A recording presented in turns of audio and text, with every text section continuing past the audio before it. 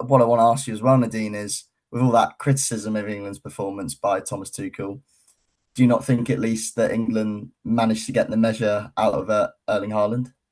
Yeah, they definitely set out to tame him. So good job, well done overall, because they did contain and tame Haaland.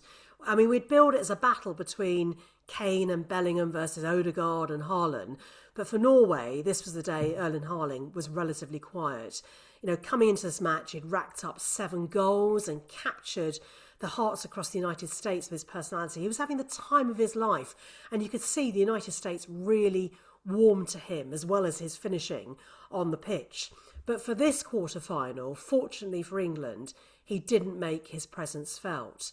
Although actually Haaland nearly punished a rare lapse from his Man City teammate John Stones.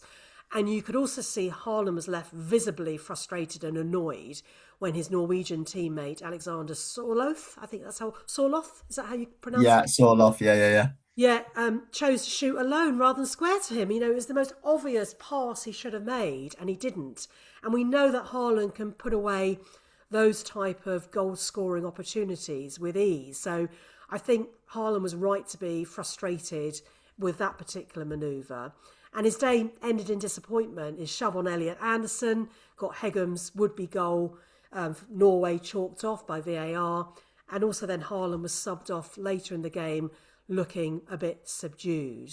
So yes, good job by England to contain him. But Haaland, oh, you've brought so much this World Cup. We will miss you. Yeah, I actually just want to take a second to just appreciate how fantastic Norway have been uh, to make an arrival on the World Cup stage like they have done has been truly fantastic to watch. The row that the fans have done, that lots of nations are now doing, just because it's that brilliant to watch. Even as you mentioned in the last episode, your brother's cat was getting involved, so they've had a fantastic impact. They've brought Norway to the table as a nation, and I think this is only the start. Really, I really see them being a fierce competitor in the Euros, for example, in a couple of years' time. Haaland's still young, Odegaard's still going to be around as their captain, so yeah, really inspiring, and they've been one of my favourite nations to watch.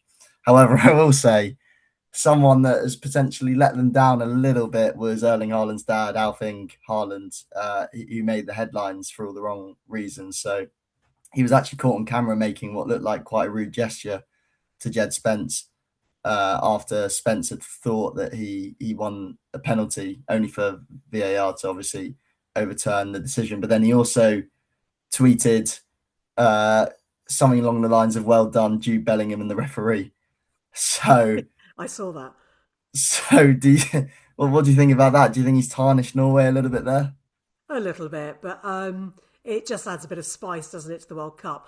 Also, you could see him swearing. I mean, you don't need to be a lip reader to see what he said. Obviously, I'm not going to repeat the expletives, but not only did he do a hand gesture, and he swore as well, and then did the sort of the dive maneuver as well. So, yeah, I mean, I just think it will probably add to the Haaland brand overall. Let's not forget he used to play for Nottingham Forest, Leeds United, and Man City. He earned 34 caps for Norway. So, I mean, he's a legend in his own right from Norway. And it's while he was playing as a professional footballer for Leeds that Erling Haaland was born in West Yorkshire in Leeds in 2000, which gave Haaland dual eligibility. So Haaland could have played for England. So what a lineup that could have been alongside Kane and Bellingham. Although, would one of them have been dropped? Would all three of them got in as big personalities, do you think, James? I think you'd have to find a way to fit all three of them in, and as well, Bellingham and Haaland have a special bond off the pitch. They obviously played together at Borussia Dortmund when Bellingham was 17 and in his youthful teenage years, roughly about 6 years ago, and now they've both come such a long way. And we're going to continue to talk about them when we look into the Argentina semi final. But let's park that there for now. Let's